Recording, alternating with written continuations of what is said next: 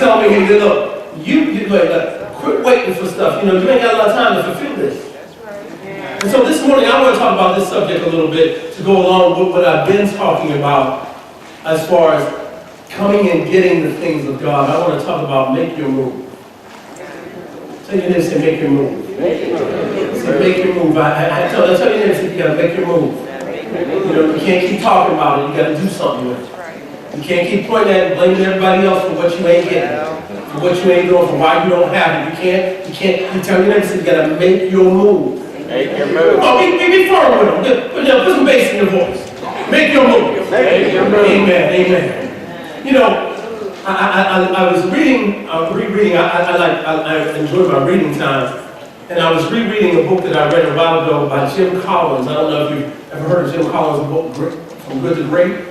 It's a great leadership book, and it's a wonderful book to read if you get a chance. I'll read it again. He has some great things. But I was reading in his book, and there was some great statements in there. And I remember the beginning. It's like the first page how he opens up, and he begins with a statement on why some people make the leap to great and others don't. And he said because good is the enemy of great. Say that when you say good is the enemy of great. And I believe that. I want to take it a little further because I believe that's true when it comes to our destiny in Christ. Because I believe that many of us, or too many believers in the house and in the body of Christ, deal with a problem in that we have an unhealthy romance with average. We have an unhealthy romance with being average. Come on, don't talk to me. With just getting by, with just being a seed in God, with just having a seed. And please forgive me because I'm going to say something that I know might upset a few people. And y'all pray with me because it doesn't mean that I'm right. It doesn't. I'm just telling you my opinion. Amen. So forgive me. But I have never been a proponent of everybody getting a participation trophy. All right. Y'all forgive me. It's all right if you do. It's okay. But I've never been a proponent of everybody getting something the same because to me that promotes my average. Because I believe this: everybody who shows up in church ain't gonna get saved. All right. Everyone that gets in the kingdom don't get a crown. Come on, y'all talk to me. We are called to do excellent things with our lives and with the shape that we have. And when I say shape, shape is an acronym for the word our spiritual gifts, our personality, our spiritual gift, our heart, our abilities, our personalities, and our experience. And I think it's important that we live above average so we get to know who we are because many of us live lives as strangers to ourselves. What do you mean by that? I mean, we know more about other people than we know about ourselves. Amen. And because of it, sometimes we are held captive by the limitations and expectations of others. I don't know where you're at this morning on your journey of your destiny to discover, but no matter where you are, there comes a time when you should reach and make your move to acquire that all that God has destined for you to get. I thank you. I'm glad somebody said amen. See, I don't care if you're old, and I know some of you are. Most of us in here have left 30 behind. Y'all better say amen. Amen. Look at your neighbor and say, I know he ain't talking to me. I've been 30 for 35 years. But there comes a time when we ought to just say, hey, look, I got to move now to acquire what God has destined for me. And can I tell you this? It's not too late because if you're still breathing, you still have time. All right. It's never too late to get what God proclaimed is already yours. Now, many believers think that they're content with where they are, even if it's less than what God said you should have. Too many are happy being average. Tap your neighbor and say, that ain't me. But too many celebrate average. Tell your neighbor and say, that's not me. Too many are excited about being mediocre, hoping that the curve will work for them. I'm only a 70 in God, but I'm hoping that there's a lot of 50s in this. So I can swing past on the curve. Y'all help me now. See, we have to recognize this. We have a God who is all powerful, yes, who is all possessing, and who is all providing. And Jesus promised and said, I have come that you might have life and that you might have it in all of its abundance. Yet to me, the church we are shortchanging ourselves. Because even though we are connected to God, we are not grasping all that our connection with God provides. Many are happy heading nowhere. Amen. And if you don't know where you're going, you will not know where you get when you end up there. Many are happy, they're just glad to make it. Hello. I'm just glad I made it to the day. But forgive me, I don't want to just survive, I want to thrive. I don't want to just make it to the city. I want to reign with God in the city. I don't want my blessing just in eternity. I want to live in my stuff right. Y'all ain't helping me now. See, I believe we were meant for more. Tell 5 people, tell me we were meant for more. We were meant for more. And I want more for my life. Anybody want more for their life? I want more for my family. I want more for my marriage. Amen. I want more for my walk with Christ. I want more for my relationship with Jesus Christ. I got any witnesses? I want more from God. I want more from my destiny. I want more from my purpose. I want more from the promise of God to enlarge my life. And I believe it's up to us to ask for more. I believe that it's up to us to want more from God for the life that He has already proclaimed that we would have. Now let me wait and do something real quick. You know, the New Year's is behind us. Yes. Yes, some of us have already started settling back into old patterns of mediocrity. Say amen when I look the other way. Let me tap this. Can you hear me, Cross? Some of us have already strayed back into the place of missed opportunity. Amen. Wait a minute. We've already started doing some of the things from last year. The things that we were trying to get out of, the things that we said we were leaving behind. We decided to look up their number on Facebook. See, there comes a time in our journey where our job is to say to God, I believe you, and I'm ready to make the next move. I'm ready to make my move. I'm ready to make the move of my freedom, or make the move for my finances, or for my faith, or for my fulfillment. I'm ready to make the move for my expectations from you and my accomplishments in my life and my achievements. I'm ready to make the move. Amen. There is something to be said about knowing who you are and moving in what has been called for you. And you know what? I love the scripture because, you know, people often don't know that they are God's masterpiece, as it says in Ephesians, the 2nd chapter.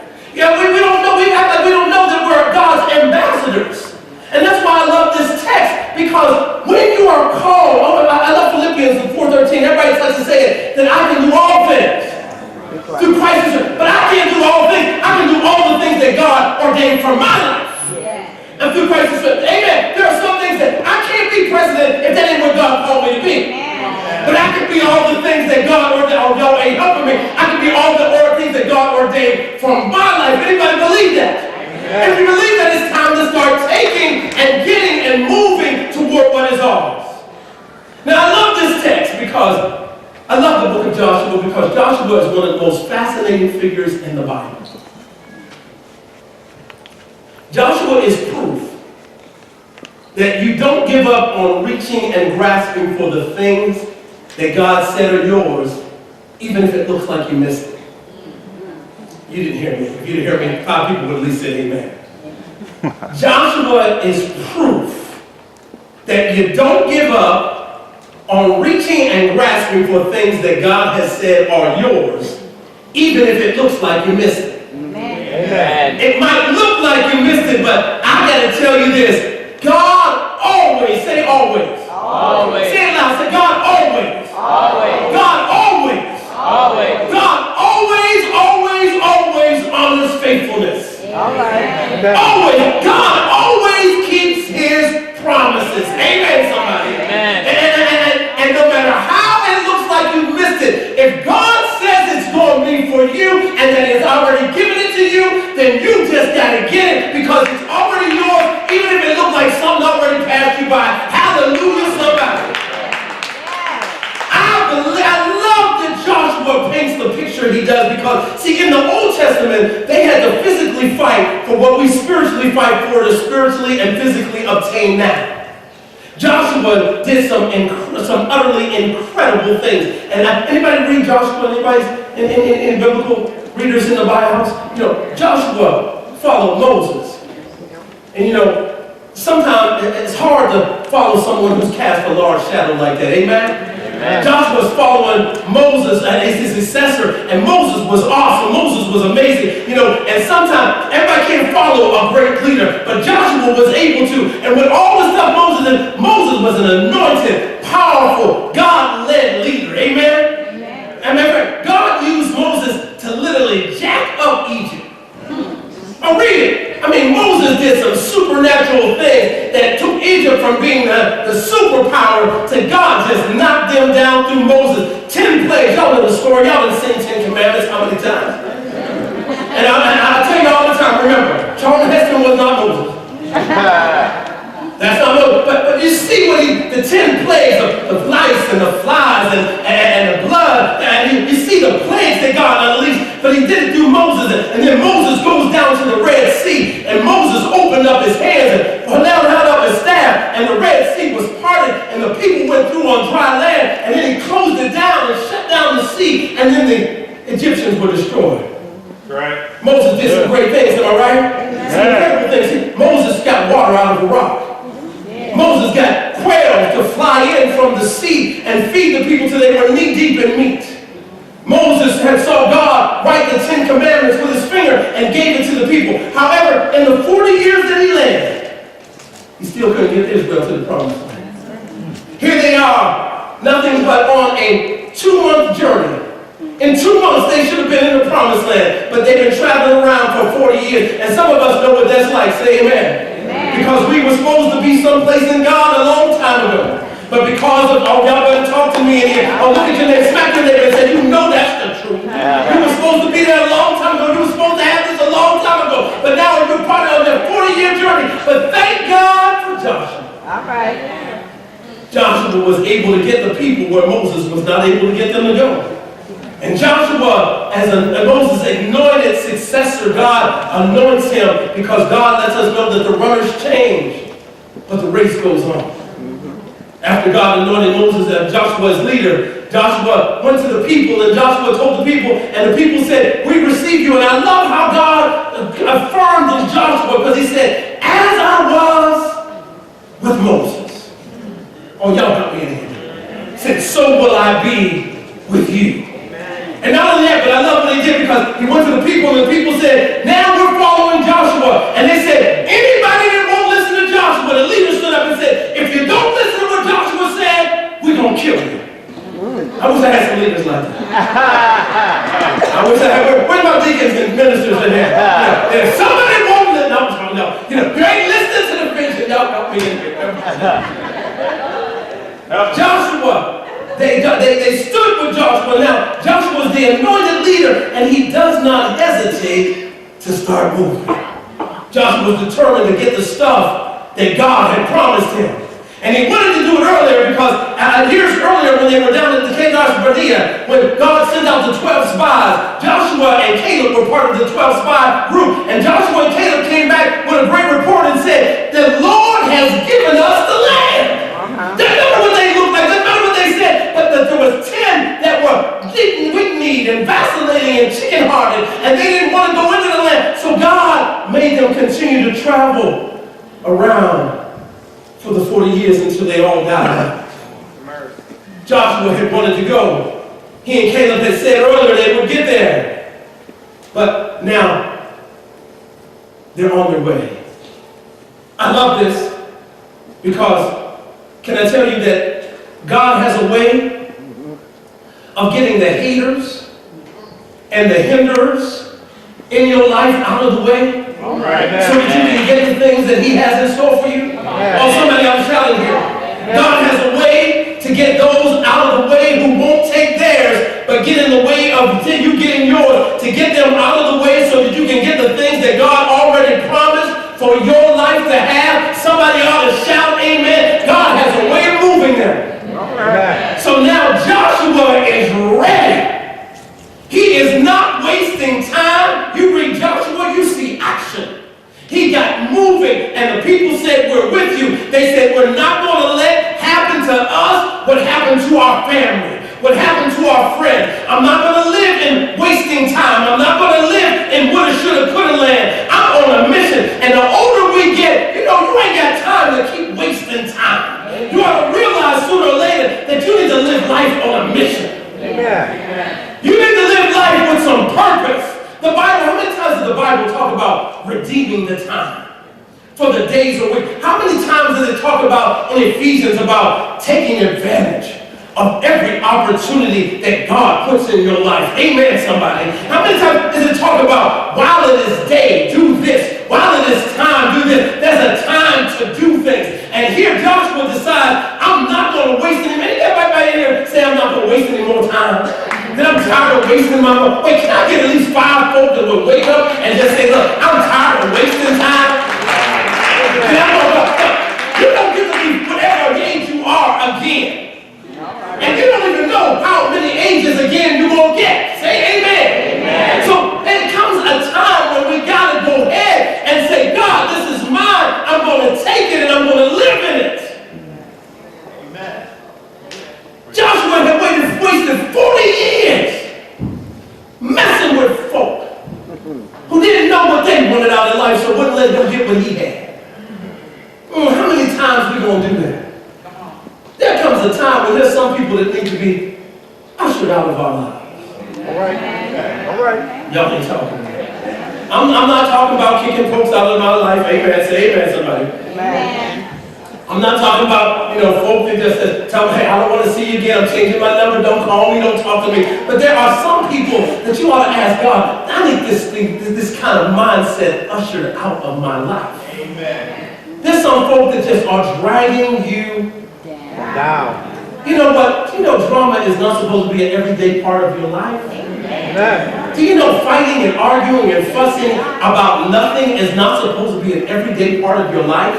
Do you know talking about people and worrying about people is not supposed to be an everyday? Oh, wait, y'all ain't talking to me.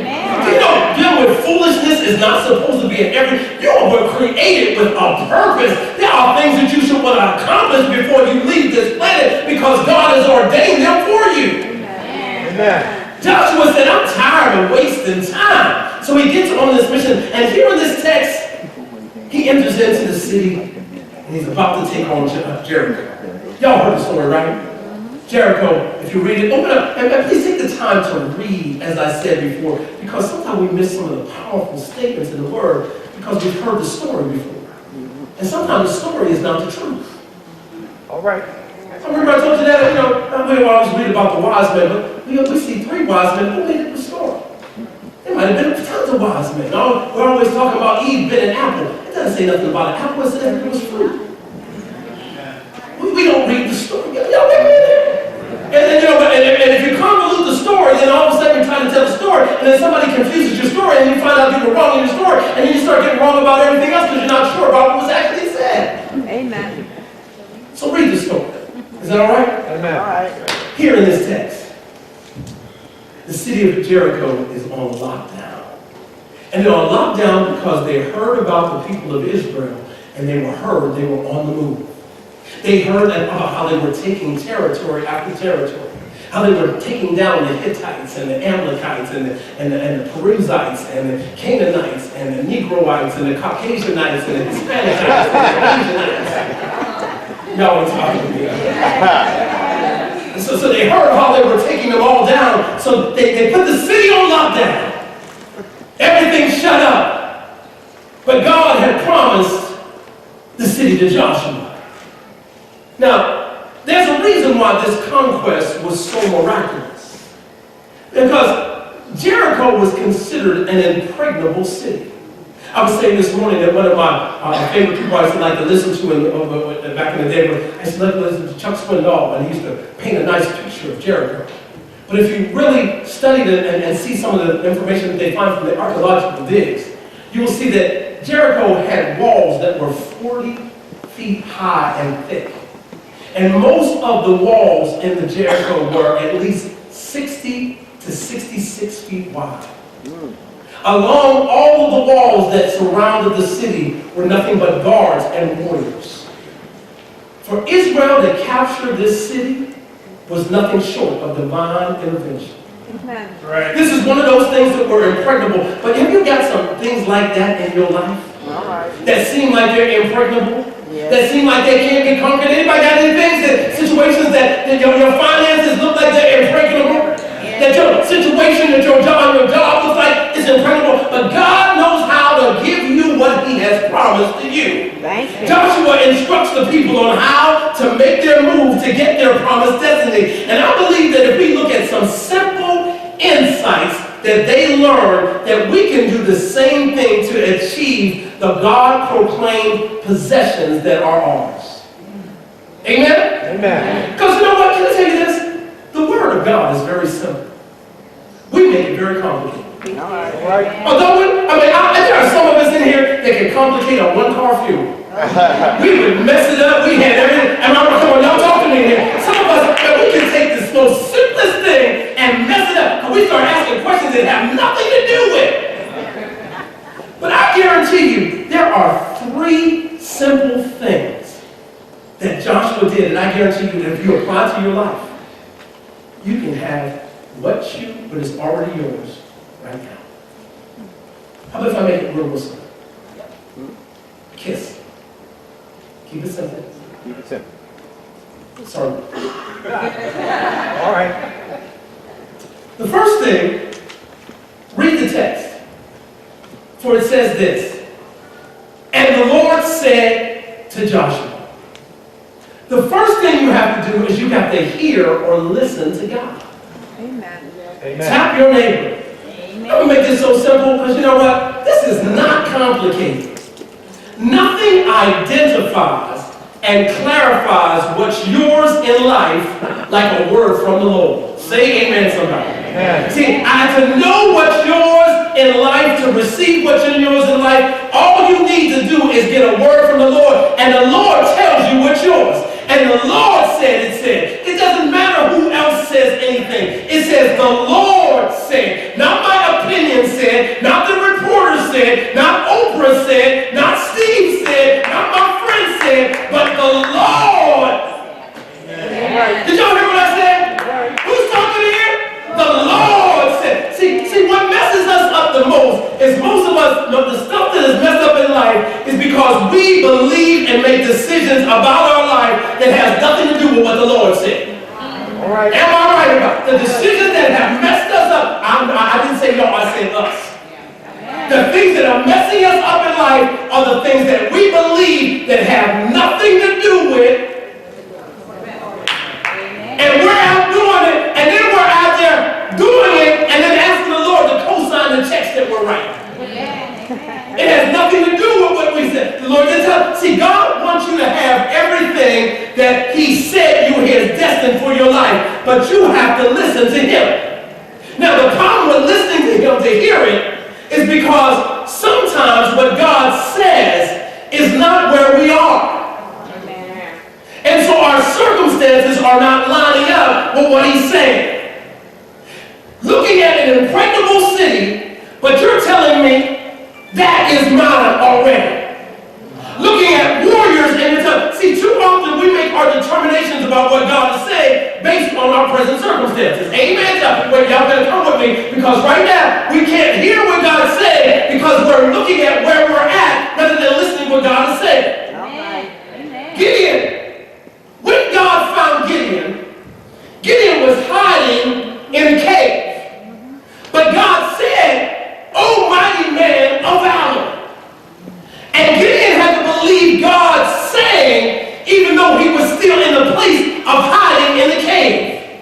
You and I have to recognize, even if where we're at doesn't line up with what God is saying, God is able to bring us to where He's saying and cause us to live in what He says and not remain where we are at. Amen. And where you are and what you have may not line up with God. But if you get a word from the Lord, it may not line up with your life, but if you get a word from the Lord, God will line you up. Just because it doesn't look like it doesn't mean that you don't have it. All right. Amen. Amen. Amen. See, there's a statement, I love a conjunctive word, a 3-letter word that we need to tie into when God says something. We need to believe God and just realize, although it's not in my hand right now, it's just that I don't have it yet. Okay. Amen? God, you said I'm going to have this. I have it. I have not seen it yet. You said I'm going to have that family. I'm going to have that mate. I just don't have it yet. I don't have that job yet. I don't have that relationship. My marriage is not there. My job is not. My career is not.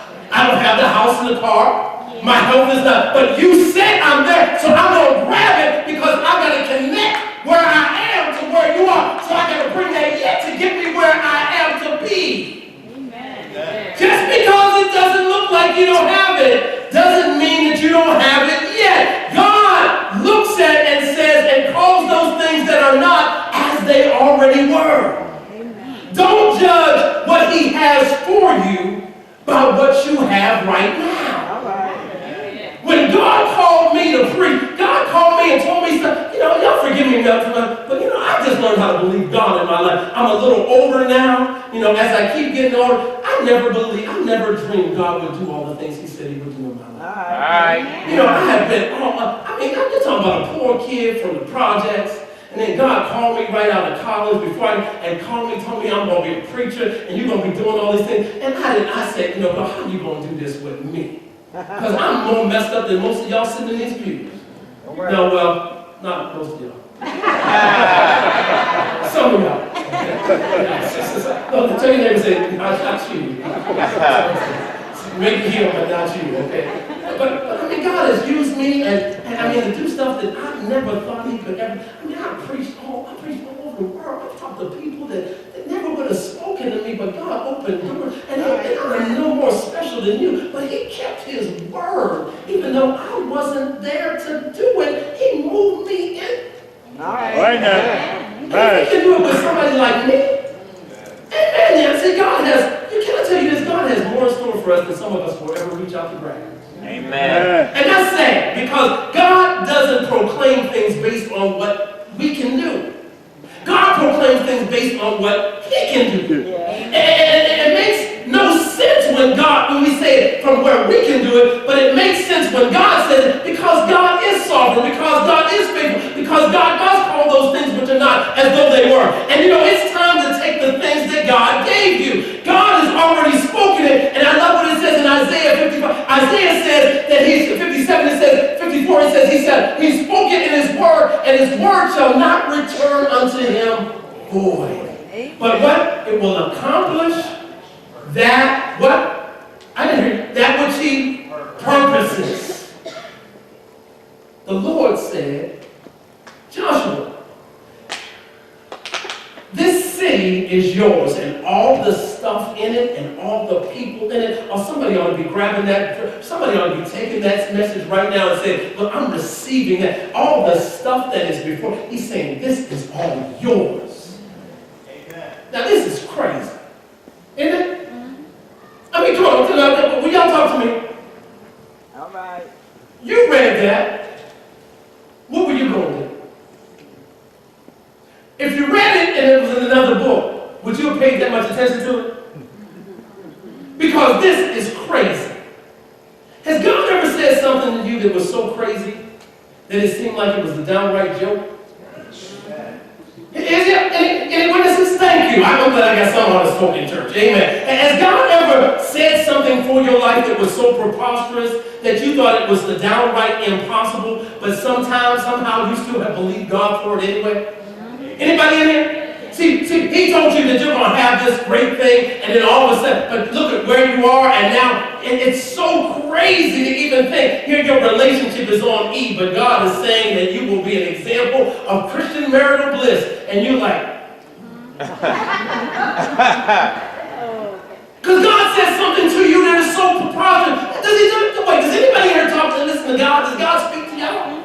Because if he speaks to you, he says some things. Your company says they're going to have a downsize on a job, but God promised you that it's your season for your career. Oh, yeah. Amen. The doctor comes back and says the test doesn't look good, but God has already promised you and said, look, your ladder is going to be greater than your former. When stuff keeps coming back, but now it tells you you're too old, or you're too short, or you're too new, or you're too messed up, or you're too wounded, or you're too inept, or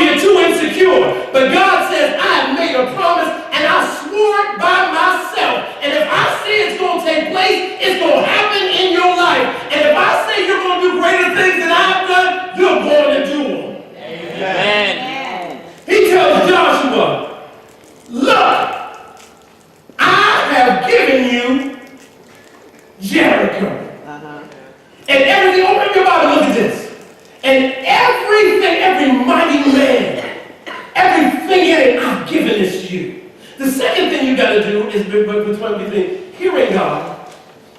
Write this down. You got to see through God's lenses. You got to hear God's word. Amen. Wait, this is too easy, huh? Because we got to complicate this. Let me see if I can complicate this.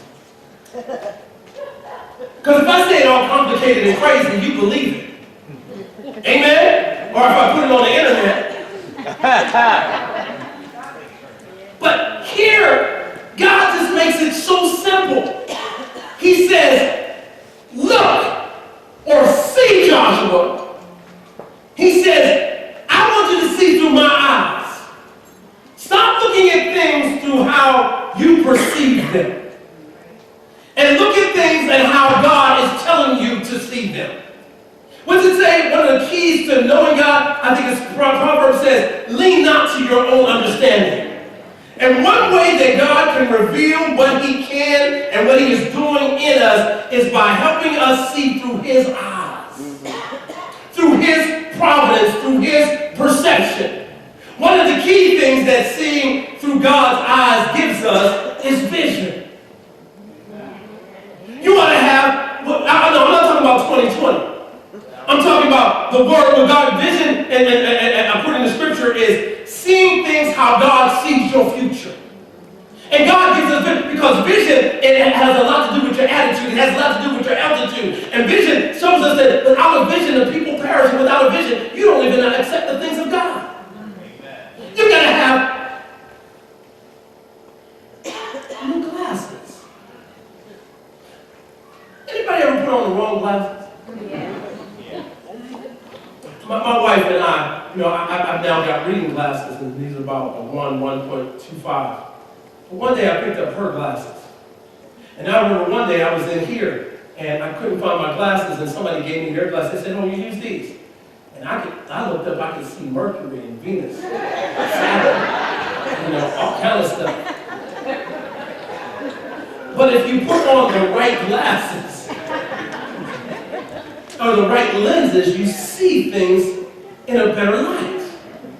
One of the things that we see, we've got bad vision when it comes to the things that God is proclaiming for our life. Because we see them on our failures or our accidents or the things that are happening or the power of those things that are for us. I love Moses, Abraham. Study Abraham sometime. I love when I read about it. Because Abraham changed his name before he received what God had given him. That's how sure he was of what God was saying. His name used to be Abram. He called himself, after he talked with God, Abraham, because that means father of many nations, or father of many descendants. Abram had no children. Sarah was 90 when God told him, go outside your tent and look up in the sky and see all those stars. He said, your descendants are going to be as numerous as those stars. So Abraham looked at that and saw things through God's lenses and believed God and changed his name. And you know what? You and I ought to be able to do the same thing. What God has promised you, I know it looks dark and it looks bleak and it looks impossible, but if God said it for your life, put on God's glasses so you can see what God has in store for your life. All right. One of my favorite authors, I don't know if you read a lot of, a guy named Mark Batterson, in his book called Soul Print. And he believes that, he says something to the fact that just like we have fingerprints, that God has soul prints for us. And those soul prints call the destiny that you and I are to become. But he said, but it's seen through the lenses of God. For others see from the outside. But what God has destined for us, God sees from the inside out and causes them to happen that way. See, I love this because Soul Print talks about how you are hardwired and your true identity and true destiny is that which is hardwired as you are seen through the lenses of God. We need to get our vision right. You keep seeing things through your mistake vision, through your ability vision, through your inability possibility vision, through your failure vision, through your they did me wrong before vision, through your nobody knows the trouble I've seen vision. But you need to see things through God's lenses. That's what Joshua looked down and said, okay, God, you say that? Despite the fact that I missed it earlier, I believe you. You have given me Jericho, and it's time for me to get it. So I've got to hear what God says. I've got to see through his lenses, and I've got to move in his direction. All right. Amen. It's no good if you just hear God and see God. And isn't that what a lot of us, what we do in church?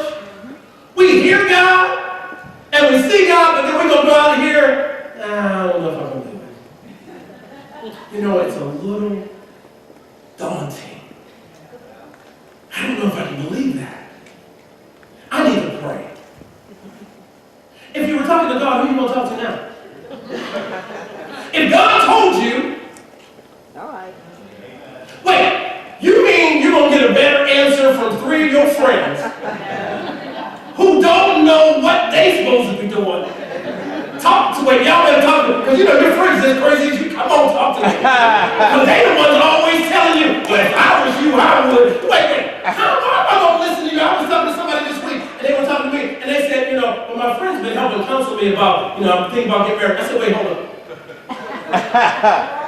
Wait, you talking about, I'm going to just throw his name, I'm going to throw a different name out because I want you to know who he is.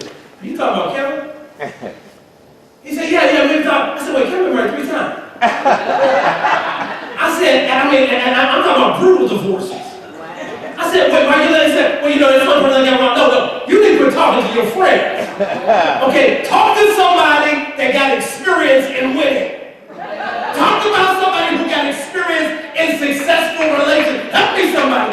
Quit talking to folks and what? If God got a track record that he's never been wrong, then I think I'll talk to the guy that hasn't been wrong, rather than the person that's been wrong so many times. All right. Joshua decides to listen to God. And this does not make sense, because this is a crazy strategy. Am I right? Oh, please help me, because I know I'm not the only stupid one in here. This strategy is crazy. Wait a minute, God. Because I don't know about y'all, I've been figuring out all kind of stuff I can do. You know what? You know, call into a military strike, do all kind of stuff. You know, here's all I want you to do. Move in my direction. I'm going to give you some complicated instructions because I want to make sure that at the end of the day, that y'all know it was only me that did it.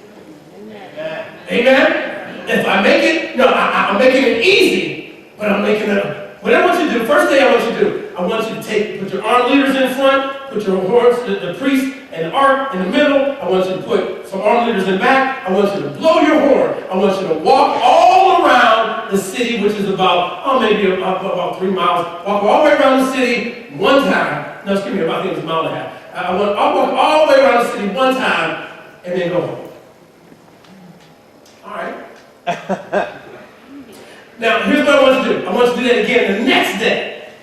And then I want you to do that on the next day. Now, you know, we were cool the first 2 days, right? Because this is what God said. But about Thursday, I'll wait, because I know how some of y'all are. About Thursday, we ain't saying nothing, because we scared of Joshua. But at home in the tent, we had conversations about Joshua. Hello, somebody. You know, I think Joshua had too much sunlight. I think the sun that got to Joshua. You know, because one thing that we have a hard time waiting for the things that God has. Oh, come on, talk to me. We start, you know what, and you know, I know it's coming, but you know what, I can't, you know, and we're going to start talking about it. Joshua don't know what the heck he's doing now. He just, you know what, he was up there hanging out with Moses. We're going to start talking about Joshua, talking down Joshua, but everybody shut up and still winning. Now, here's what I want you to do now. On the 7th day, I want y'all to walk around 7 times. But y'all gonna get up early in the morning. Wait a minute. See, because there's still some people that have a hard time. They can believe that Jesus went to the cross, died for their sins, and was buried and rose again on the 3rd day. But they have a hard time believing that Jesus wants them to come to church early in the morning on a Sunday. say amen? I'm glad some people's honest. For sure, that's me. You know? I 8 o'clock don't even know what y'all look like. But he doesn't, and on the 7th day, I want you to get up early in the morning so you can walk around the city 7 times. And then, after the 7th time, I want them to blow the horns. And all y'all, after you've been walking for hours, I want y'all to shout at the top of your voice. And if you just follow God's crazy directions. Hello? All right. I know you're smart. I know you got a PhD, MD, BD, whatever you got, DD, no D. But just follow this direction. This strategic plan, we must move at God's direction. We must believe and move at believing action. God wants you to know, I will work with you. I promise that you have it. Don't focus on the obstacle. Don't focus on the situation. Don't focus on the adversary. Just move in what I'm saying. Now, I love Joshua because Joshua had 32 battles. He only lost one. He lost it because they didn't pay attention and ask God for directions. So he went back and asked God for directions and won that battle. Amen. See, he goes back and they decide to do what God says.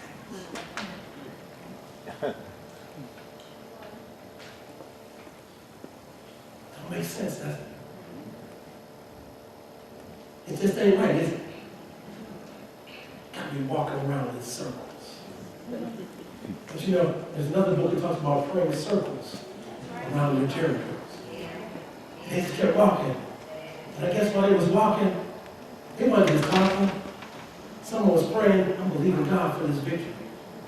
I'm believing God for the things that He said in my life. I'm believing God for my finances. I'm believing God for my health. Yes. I'm believing God for the children that are going wayward. Yes. I'm believing God for the opportunities in ministry that have passed me by. I'm believing God for the years that the locusts have eaten. Yes. I'm believing God for all the things that He has said He would do exceedingly abundantly above all that we ask or think. This is that comes from my life. Now all I'm going to do is shout! And when they shouted, all of a sudden the walls came flat. Now that didn't make no sense. These are walls that are 40 foot high and 66 feet long. But I found out something when I was studying. Some people often say that lightning struck it and the power of God knocked it. But I read the wording of Hebrews, of Hebrew, when they write it says that it literally just fell down flat. And I said, how could that be? But they've been doing archaeological digs and they found out where Jericho was. It was on a major fault line. And all God did was say, you trust me, and I'll give you what I promised if you just follow the directions. All right. So that when they shouted, all God did was move the fault line, the city failed. Y'all don't hear it. There's some things that are on fault lines in your life. And God all He has to do is just say, shout and praise me about it, trust me, and it will move. It is time to take your cities, y'all. It's time to take your relationships back. It's time to take your health back. It's time to take your family back. It's time to take your future back. It's time to take your stuff. Okay. How long are you going to sit talking about, oh, God said it, but it ain't on my way? No, God said, I gave you the plate. I got the platter. All you got to do is go get it. All right. I'm sitting down. Y'all ain't getting this. Maybe I'm just not saying it. But I love David. I can only imagine as Goliath is talking trash, all David is doing is saying, but God told me to find 5 smooth stones. These don't make it. Just 5 smooth. Goliath is coming down the road, and I'm still looking for him. He told me the right ones because I know He said just 5 smooth stones. And God just, Isn't it amazing what God tells us to do to get our victories? We don't like those because it's too simple. But the only reason God does it that way is because when He says do it this way, and it's done that way, there will be no doubt who did the victory. Amen. There will be no doubt. See, we need that in our spirit because He's constantly taking us from victory to victory, from faith to faith. The same power that was in Christ when He raised from the dead is the power that we're working with. Amen. Do you hear me? God said it's already. Why do you keep calling God, Lord, please give me this? God keeps saying, are you listening to me? I already gave you that. Will you just take it and use it? I'm going to close. But I was talking to a friend of mine this week. And you know what we're like? We're like people who have $5 million in the bank. Who walk around saying, you know what, I want to fix some stuff in my life, but I'm broke. Because we don't appropriate the things that God has already given us. God gave you millions. It's time to go spend. Amen. Come on. God said, look, I'm giving you lands that you are not going to, that you never fixed. I'm giving you properties that you don't know anything about. I'm giving you vineyards that you ain't planting. All you got to do is hear me, see things through my eyes, and move with my action. Who's willing? Good days are there. How many 2, 10, 19s do you get? How many 2, 10? How many times you gonna come back here next week when God already said, look, this is gonna be this in your life? How many times you gonna come back here and come to the altar and ask God for it again? There comes a time when no matter where you are, it's time to make your move. Your move. God has given you the city.